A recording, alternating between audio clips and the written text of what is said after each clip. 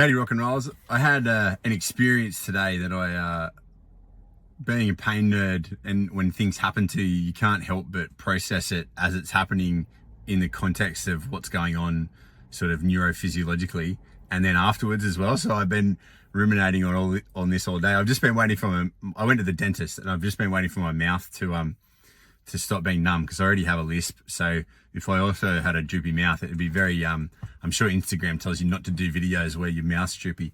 Funnily enough, that I couldn't say F. So the muscles in my mouth here were affected by the anesthetic. So super interesting. So I had to have a filling because I'm old, and my party trick when I was younger was to open beer bottles with my teeth.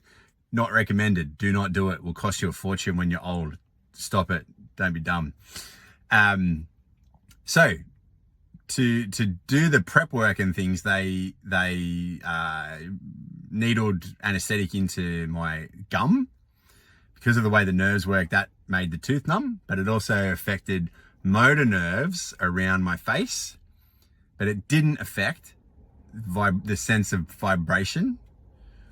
So I could still feel things. And the weirdest thing was, which not weird when you think about it, as they were playing with my tooth, I had a sense of that tooth's position in space and being manipulated. And that was in my consciousness somewhere. And I even said to the dentist, my brain is still feeling the tooth, even though it can't feel it. And that was probably incorrect. I experienced the tooth, even though it was numb.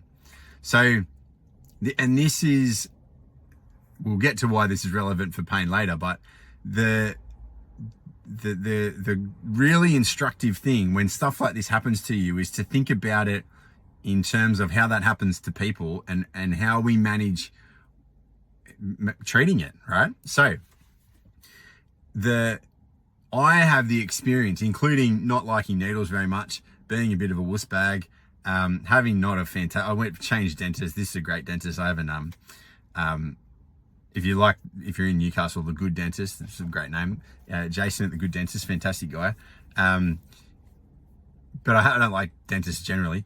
And I haven't had great experiences. I've had teeth pulled out and not fun. So the whole experience of the dentist is not pleasant for me. However, there's also then the mini experience of what's happening to me. Now, in terms of what theory you go by, the way I think of it is my brain is predicting bad things is going to happen, because bad things normally happen at the dentist, right?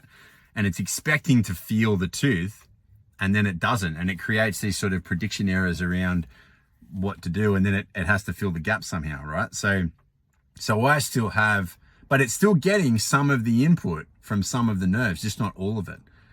So I have this sense of the experience. I have this experience. I have some of the sensations, but not others.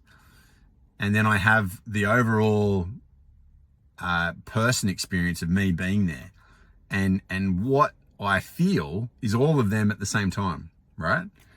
So the way I sort of think of this is like the football injury and broken leg, and you have the whistle, right? So it decreases the local sensation, but it doesn't decrease the rest of the experience. Now, we're good at, just like the dentist was very good at the filling. They don't need to really address the whole experience, because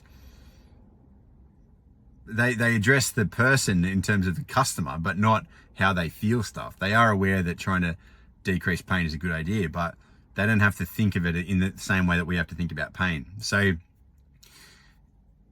what we're not good at in the allied health and medical world is managing the pain where the tooth is not the whole story, or the tooth is no longer the story, right? So this is chronic pain after an incident, or this is pain that develops from something that's not related as much to severe tissue damage. There can still be nociception.